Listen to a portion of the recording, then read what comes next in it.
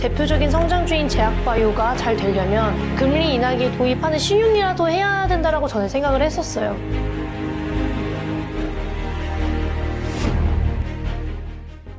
또 보면은 그래도 이제 그 중에서도 제약 바이오 중에서도 조금이라도 조금 안정적인 거 그래도 실적이 잘 나오고 있는 제약사들. 네. 그리고 아예 적자 상태인 바이오 기업들. 계속 투자 받아서 돈을 써야 하는 바이오 기업 좀 다르지 않습니까? 특히 네. 이제 재무 상태가 가장 크게 다르고 올해나 2025년에는 시장의 관심이 전통적인 제약사 아니면 아예 신약 개발 바이오주 어느 쪽으로 좀 갈 것 같으세요? 저는 그렇게 두 개를 나누는 건 이제 의미가 없다라고 생각을 해요. 그래요. 어찌됐든 제약사들도 이제는 업사이드를 만들기 위해서 신약 개발을 해야 되고 실제로 많이 하고 있고 실제로 연구개발 인력도 바이오텍보다 더 많이 보유하고 있어요. 유한양행, 대웅제약, 뭐 종근당, 녹십자 이런 회사들을 살펴보면 연구개발 비용, 연구개발 인력을 바이오텍보다 더 많이 투입을 하고 있습니다. 그런 걸 고려했을 때 제약 바이오가 이제는 하나이기 때문에 나눠서 생각을 한다기보다는 대형사들 위주로 그러니까 최소 1조 원 이상의 시가총액 1조 원 이상의 기업들 위주로 저는 더 갈 수 있을 거라고 생각을 하고 있고 이 기업들의 특징 중 하나가 자금 조달을 하고 적자여도 네. 현재 보유 현금이 많거나 혹은 이 자금 조달의 이유가 너무나 명확하면 괜찮다라는 거예요. 가끔 이유가 너무 명확하지 않거나 대표이사나 대주주가 참여를 안 하는 자금 조달들이 있거든요. 예. 그런 것들은 일단 저는 걸러야 된다라고 생각을 합니다. 근데 그 대주주들도 돈이 없을 수 있잖아요. 돈이 없어서 어쩔 수 없이 유중에 참여를 못하는 경우들도 있을 텐데. 다만 제가 아는 모 바이오텍은 그 비투를 하셔서 대표님께서 비투를 하셔서 또 유중에 빚을 내서라도 다 참여를 하셨습니다. 저는 그만큼 자신감이 있느냐 없느냐. 그게 저는 어느 정도 티가 난다라고 생각을 해요. 최대 주주면 네. 대표이사면 올인.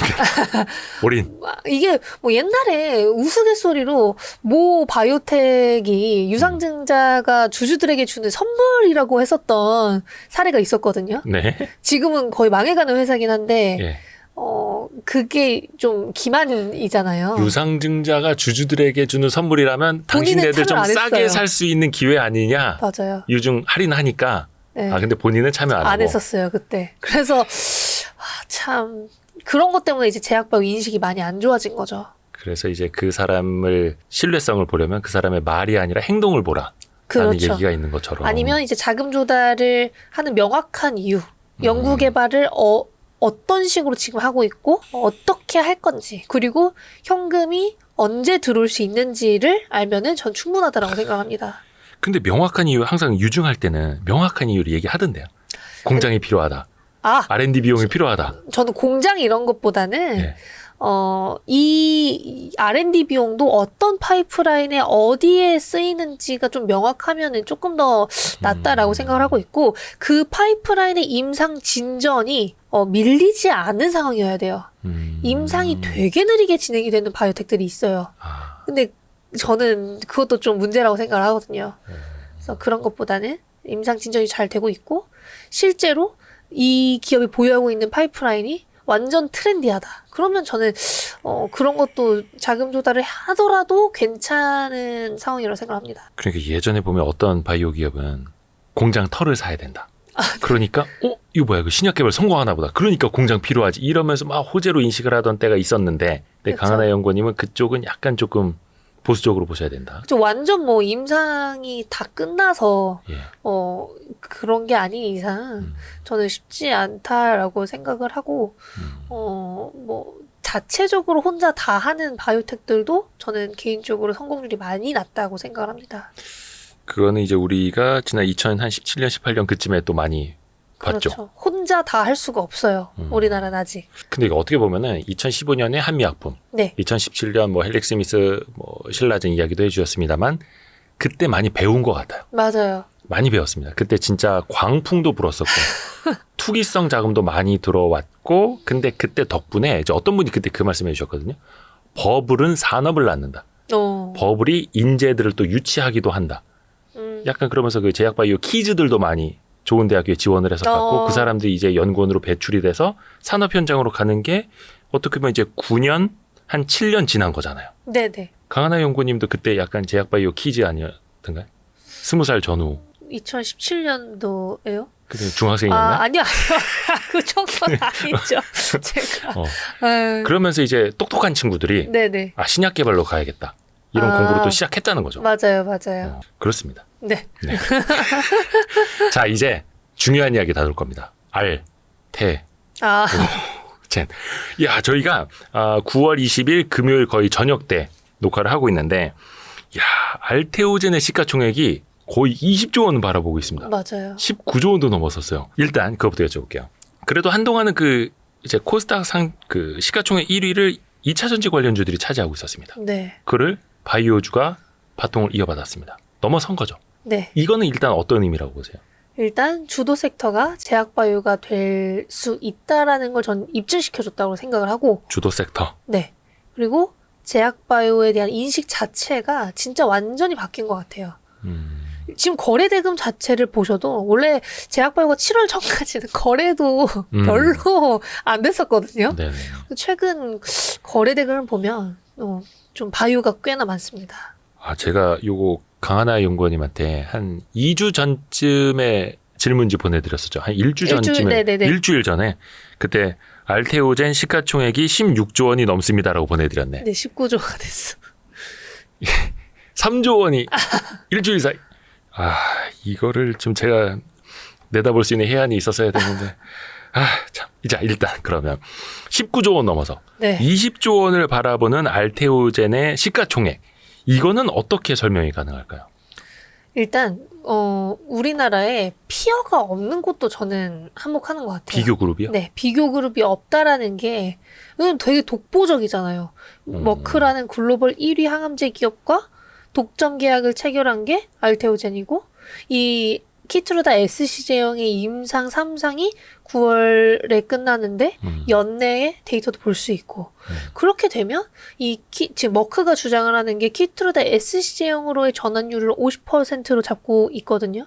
근데 임상 3상도 지금 순항 중이다, 딜레이 없다라고 얘기를 해주는 만큼 이 부분에 대한 로열티는 이제 알테오젠이 다 가져가게 될 것이고, 그렇게 된다면 알테오젠의 가치는 이제 국내에서는 우리가 생각을 하지 못했던 수준으로 올라갈 수 있는 그런 상황이 되었기 때문에 이 시가총액이 비싸다 싸다를 논할 수 없는 상황이 된 거죠. 프리미엄이라면 프리미엄이고 싸다면 싼 거고, 뭐 그런 상황이 전 됐다라고 생각을 해요. 우리가 약간 감히 매길 수 없는 그런 상황이 왔다라고 전 생각을 합니다. 올해만 거의 한 3배 올랐죠, 알테오젠이. 그렇죠. 왜 이제 나오셨습니까? 주변에 그런 사람 많지 않나요? 진작 살 걸. 왜 이걸 이제 봤지? 근데 알테오젠뿐만이 아니라 옛날에 신라젠 때도 그랬어요. 물론 이제 신라젠과 알테오젠 비교하는 건 아닙니다. 큰일 납니다. 근데 알테오젠 말고 지금 신고가를 계속 달성하고 있는 바이오 회사들이 너무 많아요. 그래서 뭐 알테오젠을 놓쳤다고 해서 바이오 투자를 실패한 게 아니라 투자할 만한 것들이 되게 많았는데 그걸 이제 좀 아쉽게도 못 하셨던 분들이 꽤나 많더라고요. 요 대목에서 이제 어느 지점쯤 가면은 포모 현상이 일어납니다. 네. 나만 없는 것 같고 나도 사야 될 것 같고, 특히 이제 우리나라 사람들이 비교 많이 하지 않습니까? 특히 이제 개조 막 수익률을 지적보면 그 지점까지는 아직은 안 느껴지죠. 포모까지는. 조금 있으신 것 같아요. 살짝. 7, 8월에 사람들이 되게 많이 느꼈던 것 같아요. 7, 8월에는 제약바이오 말고 다른 섹터가 별로 안 좋았으니까 제약바이오가 독보적이었거든요. 그러니까 그때 7, 8월에 투자 못 하신 분들이 최근에 좀 투자하기 시작하신 것 같은 느낌이 들더라고요. 9월에. 네. 7, 8월에 놓친 사람들이 9월에. 네. 이제 9월에 지금 추석 전에 안 좋았었잖아요. 증시가. 네. 그래서 그때부터 이제 제약바이오 다시 봐야 되는 거 아니냐라는 얘기도 있었지만 또 여전히 아직 안 하고 계신 분들도 많고, 저는 이제 10월까지는 그래도 제약바이오에 투자를 해볼 만한 적기라고 생각을 하고 있어서 충분히 시간은 저는 남아있다라고 생각을 합니다. 늦지 않았다. 그래서 포모 현상을 갖기에는 아직은 이르고. 그렇죠. 근데 다만 이제 공부하고 투자하셔야 되는 거. 그렇죠. 공부하고 투자하셔야 된다라는 거. 그러니까 이게 뭐 제 주변에 이제 같이 투자하시는 분들 네네. 많이 계시는데, 그분들이 항상 공통적으로 이야기하는 게, 내가 공부한다고 해서 알 수 있는 영역도 아니고 숫자도 안 나오고 시가총액이 저게 타당한지도 계산이 안 되고 이제 밸류에이션이 안 된다는 거죠.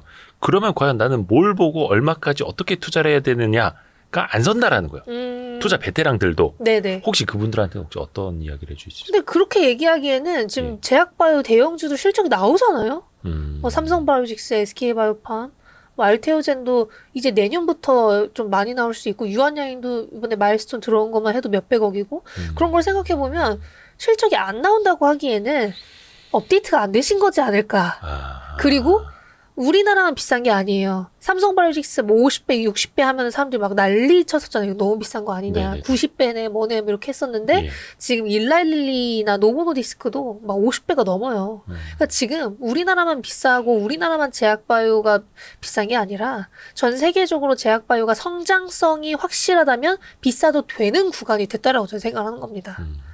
물론 본인의 판단으로 하시는 겁니다. 그죠? 뭐 우리가 뭐 멱살 잡고 바이오 투자 해야 돼 하는 건 아니고 그렇죠. 하기 싫으면 안 하는 거고 안 하시는 게 못 믿겠으면 맞죠. 안 하시는 거고 네네. 본인이 또 공부한 그 내에서 감당 가능한 금액 내에서 하시는 네네. 거니까 다만 이제 공부하시겠다라는 분들한테는 저희가 이제 도움을 좀 드리고자 하는 고정 댓글 참고해서요. 고정 댓글 우리 강하나 연구원하고 함께하는 제약바이오 기초부터 투자 실전까지 그것도 이제 고정 댓글 참여해 주시면 되겠고요. 알테오젠 이야기를 이게 어디까지 갈지는 알 수는 없죠. 이거는 뭐 목표 주가고 말고의 느낌보다는 예. 여기서 추가적인 계약이 나와주면 당연히 업사이드가 더 열릴 수 있죠. 네. 근데 지금 멈춰 있는 상태에서 더 간다라기보다는 요즘 많이들 말씀을 하시는 ADC, SC 제형에 대한 계약. 그 계약이 나와주면은 이제 추가 가치를 반영할 수 있다라고 생각을 하지만 그게 안 나온 상황에서 뭐 갑자기 뭐 두세 배가 간다는 조금 힘들지 않을까? 그렇게 생각합니다. 근데 이제 SC 제형이라는 게 기존의 그 혈액 주사 같은 걸 이제 피하 주사로 네. 네. 이제 이 가죽은 아니고 어디냐 비계도 아니고 이거 표현을 뭐라 해야 되나 지방 네, 살에 그냥 맞을 수 있는 네네네. 네, 피하 지방 주사로 이제 제형을 바꾸는 건데 이게 꼭 알테오젠의 기술을 써야만 하는 이유는 뭐예요? 이 SC형으로 바꾸는 플랫폼을 보유하고 있는 기업들이 몇 군데 있긴 합니다. 뭐 경쟁사로 할로자임도 있고 최근에 좀 비상장사들도 좀 있는 것 같아요. 네. 그런데 알테오젠의 SC 제형이 지금 각광을 받는 이유 중 하나는 키트루다 SC 제형을 머크가 자체적으로 진행을 한 적이 있는데 그게 망한 거예요. 그래서 드랍을 했습니다. 그러고 머크가 나서 자체적으로 했던 게 네, 그리고 지금 알테오젠과 독점 계약으로 변경을 한 거고. 그러니까 그만큼 알테오젠의 기술력이 충분히 뛰어난 것이지 않을까 뭐 이렇게 생각을 하는 것도 있고 어쨌든 이 알테오젠의 SC 제형이 어느 정도 빅파마로부터 인정을 받았고 산도즈와도 지금 바이오시밀러 SC 제형으로 계약을 한 것도 있기 때문에 앞으로 이 SC 제형의 가능성이 높아질 수 있지 않을까. 특히나 SC 제형으로 변경을 했을 때 무조건적으로 이게 더 좋다라고 입증을 할 수는 없는데 알테오젠의 경우에는 지금 SC형으로 변경한 후에 효능도 조금 좋아졌다라는 얘기들도 많이 나오고 있어요. 그래서 그만큼 SC형의 장점을 많이 보유하고 있는 플랫폼이지 않나. 선생님 질문이 있습니다. 네네. 그 피하 주사로 이제 제형을 바꿔서 효능이 더 잘 나오지 않나 이런 말씀해 주셨는데 네네. 그거는 그럼 데이터로 나타나는 거예요? 그쵸, 중간 이게 데이터나 뭐 이런 부작용 같은 경우에는 네. 많이 이제 줄어든다라는 얘기가 있는데 일단은 아시겠지만 IV 제형으로 맞게 되면 혈액으로 IV 그 혈관 주사?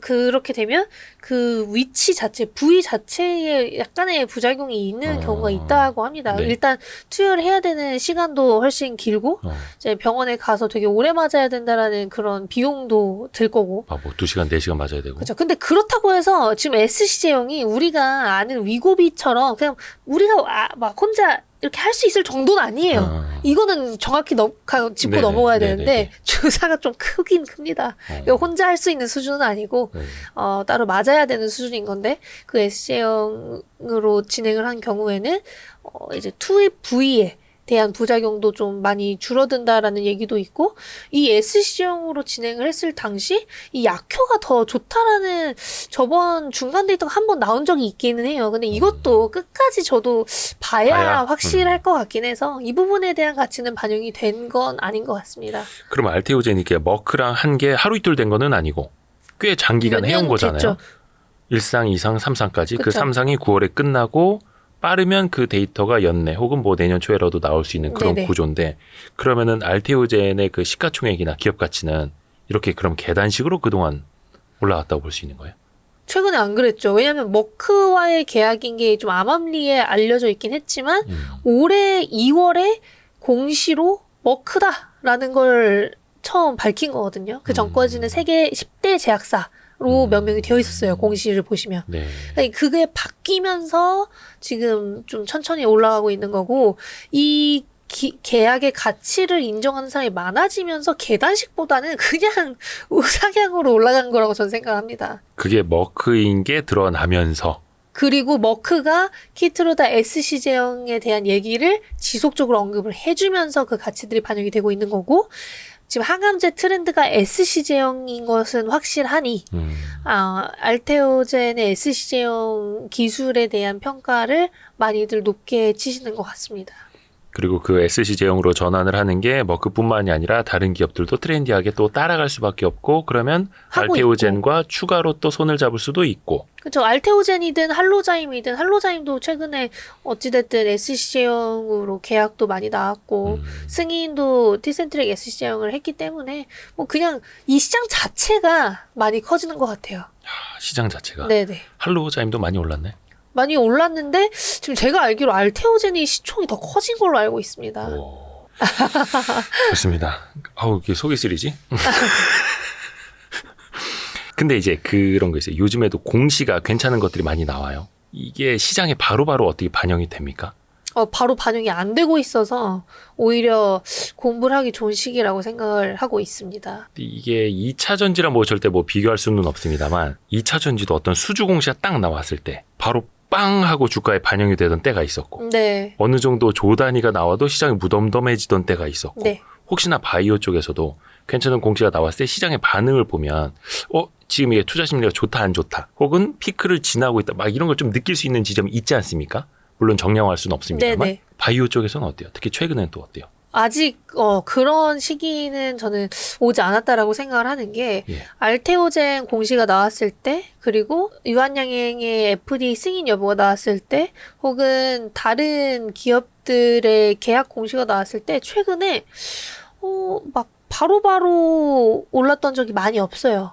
물론 유한양행의 자회사라고 할 수 있는 유한화학이 이번에 길리어드와 수주 계약 공시를 한 거는 네. 바로 반영이 되긴 했지만 그 전까지 뭐 한 달 전까지 2달 전까지만 해도 생각보다 반영이 좀 늦게 됐었어요. 그러니까 당일에 안 오르면 사람들이 뒤늦게 사는 느낌을 받았었다가 최근에는 투심이 많이 좋아지니까 오히려 바뀐 거죠. 이제 2차 전지는 좀 처음에 확 올랐다가 나중에는 덜 올랐다고 한다면 제약바이오 같은 경우에는 처음에 공시가 나와도 약간 좋은 건가? 하면서 이렇게 생각을 하시다가 요즘에는 조금 좋은 게 나와도 훨씬 더 민감하게 반응을 하는 호재를 바로 반영을 해주는 그런 상황에 다다른 것 같습니다. 그게 서두에 말씀해 주셨던 어떤 신뢰가 그렇죠. 좀 개선되고 있는 그런 이제 흐름이기도 하고 또 공부가 안 돼 있어서 딱 나와도 야 이게 좋은 건지 맞아요. 이게 상한가 보낼 만한 재료인지 한 5% 10% 오르면 끝날 재료인지가 가늠이 잘 안 되는 거죠. 그렇죠. 그래서 공부가 또 되어 있어야 되는데.